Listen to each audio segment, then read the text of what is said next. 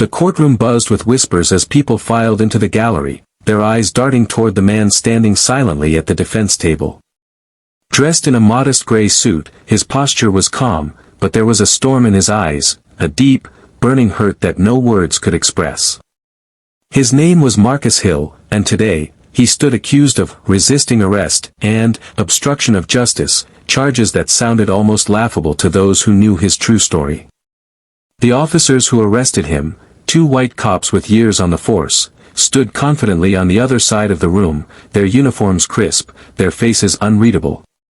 They whispered to each other with small, smug smiles, certain that the system would once again work in their favor. They had seen this story play out before, a black man accused, their word against his, and a courtroom ready to believe them.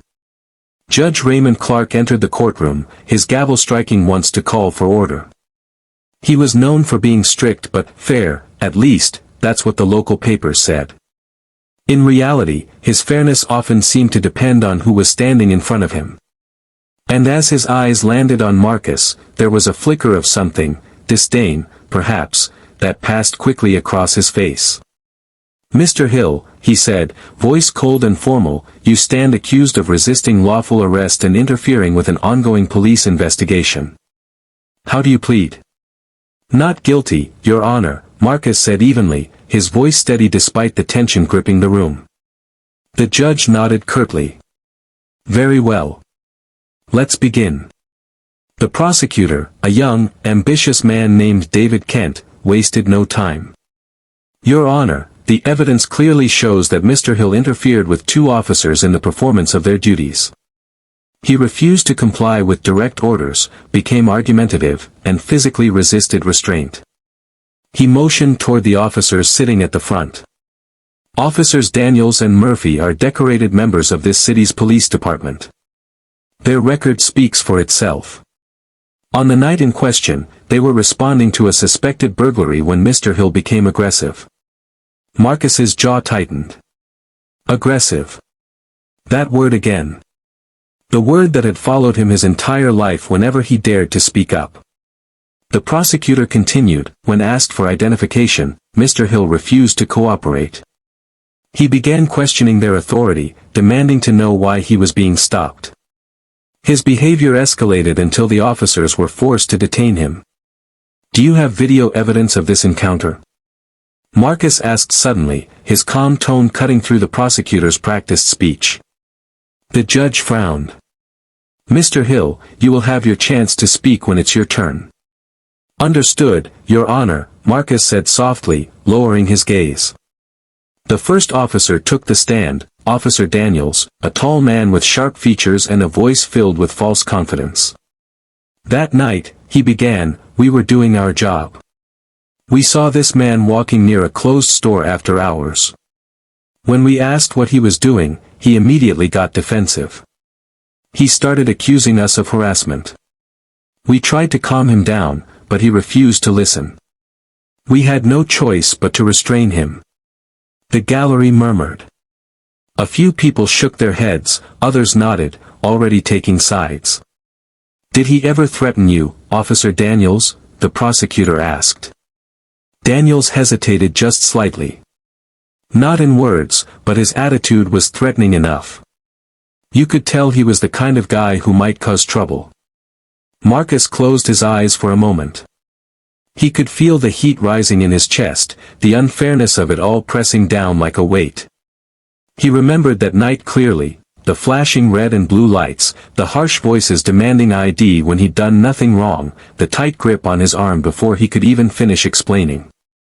When Officer Murphy took the stand next, his story was nearly identical, rehearsed, practiced, and polished. They painted Marcus as a man out of control, a threat to order, a problem that had to be handled. Finally, the judge turned to Marcus. "Mr. Hill, would you like to make a statement?" Marcus rose slowly, his calmness almost eerie in the face of so much hostility. "Yes, Your Honor," he said. "I'd like to tell my side." "Go ahead," Judge Clark said, though his tone suggested impatience. Marcus took a deep breath.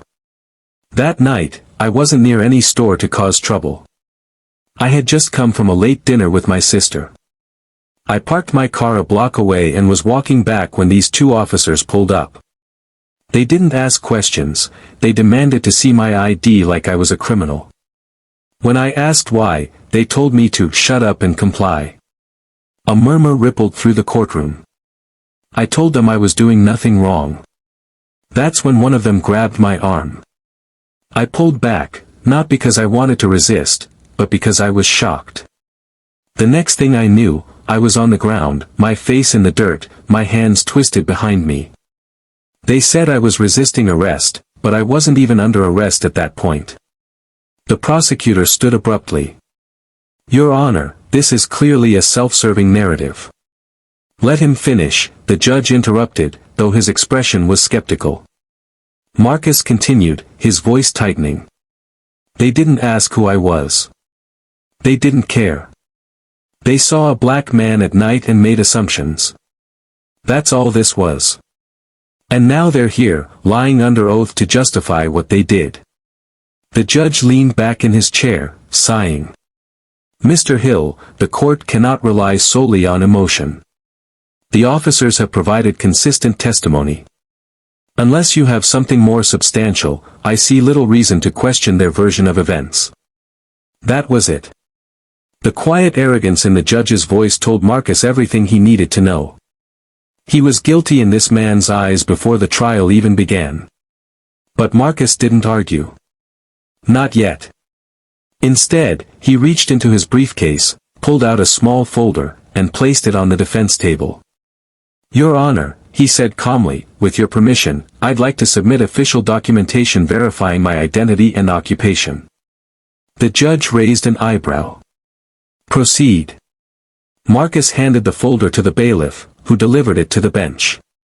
Judge Clark opened it, his eyes scanning the first page, and then, something shifted. His expression froze.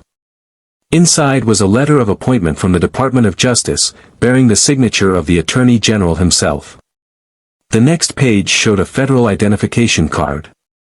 The name, Marcus Hill, Assistant U.S. Attorney, Eastern District. The courtroom fell utterly silent. Even the two officers who had stood so confidently a moment ago now looked pale, their smug expressions replaced by disbelief and fear. Marcus's voice broke the silence. You see, Your Honor, I wasn't just a random man walking down the street that night. I'm a federal prosecutor. I work with law enforcement every single day. I've dedicated my career to upholding the law, the same law those officers used as a weapon against me. Gasps rippled through the audience. The judge's hand trembled slightly as he set the papers down. Mr. Hill, you're saying you're a U.S. attorney? Yes, Your Honor, Marcus said evenly. And I have spent years defending the integrity of this system. But I never imagined I'd find myself on this side of it, facing false charges, humiliated in public, because two officers thought my skin color made me suspicious. The silence was deafening. Officer Daniels shifted uncomfortably. Murphy looked down at his shoes. The prosecutor swallowed hard, his confidence gone. Judge Clark cleared his throat, visibly flustered. Mr. Hill. This certainly changes the nature of the proceedings. It shouldn't, Marcus said softly. Justice should be blind. But we both know it isn't. The judge had no reply. His face reddened as he shuffled the papers before him, pretending to read. For once, the power dynamic in the room had flipped. Marcus continued, his voice calm but heavy with emotion. What happened that night isn't about one bad arrest. It's about what happens when those who are supposed to protect us decide some of us are less worthy of protection. If I weren't who I am, if I didn't have this badge, this title, none of you would have listened. You would have sent me away quietly, just another black man labeled as resisting arrest. People in the gallery nodded, their expressions solemn. Some even clapped softly before being silenced by the bailiff. Judge Clark, his pride clearly wounded, finally spoke. The court will review the evidence again in light of this new information. For now, Mr. Hill, you are free to go pending further review. Marcus looked at him steadily.